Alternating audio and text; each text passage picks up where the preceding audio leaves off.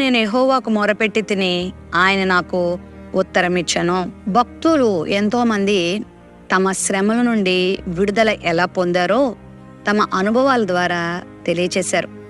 చాలామంది శ్రమ కలిగినప్పుడు ఎవరినైనా ఆశ్రయిస్తే మా శ్రమలు పోతాయి, మా కష్టాల నుంచి మేము విడుదల పొందుతామని పెద్దవారినో గొప్పవారినో అధికారులనో లోకాన్నో డబ్బునో ఖ్యాతినో దేనినో ఆశ్రయిస్తూ ఉంటారు. అయితే దేవుని బిడ్డలు శ్రమల నుండి చాలా సునాయాసంగా బయటకొచ్చారు. చాలా అద్భుతమైన రీతిలో వారు విడుదల పొందారు.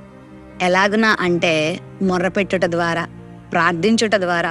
దావీదు భక్తుడు చాలా పర్యాయములు మరణమునకు తనకు అడుగు మాత్రమే ఉంది అనే పరిస్థితుల్లోకి వచ్చాడు.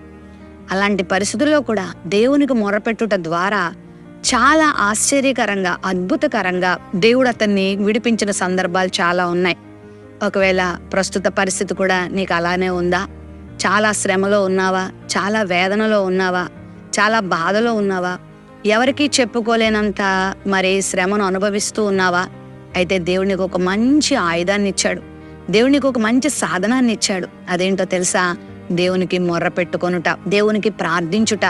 భక్తుడు అంటున్నాడు, నా శ్రమలో నేను భయపడలేదు, నా శ్రమలో నేను అటు ఇటు పరిగెత్తలేదు, నా శ్రమలో నేను ఓడిపోయానని బాధపడలేదు, నా శ్రమలో నేను మనుషుల్ని ఆశ్రయించలేదు, నా శ్రమలో నేను కృంగిపోలేదు. కానీ నాకు శ్రమ కలిగినప్పుడు నేను దేవునికి మొరపెట్టాను, ఆయన నాకు ఉత్తరం ఇచ్చాడు. మన దేవుడు ఉత్తరం ఇచ్చే దేవుడు.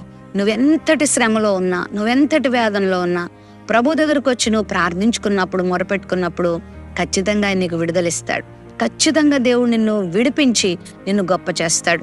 భయపడొద్దు, బాధపడొద్దు, దేవుని ఆశ్రయించు. ఈ రోజు నువ్వు అనుభవిస్తున్న శ్రమ నుండి, ఈ క్షణం నువ్వు అనుభవిస్తున్న శ్రమ నుండి దేవుడు ఖచ్చితంగా నిన్ను విడుదలనిచ్చి, నీకు ఆదరణ ఇచ్చి, నీకు నెమ్మదినిస్తాడు. ప్రేమ నమ్మకం కలిగిన మా తండ్రి, మీకు వందనాలు.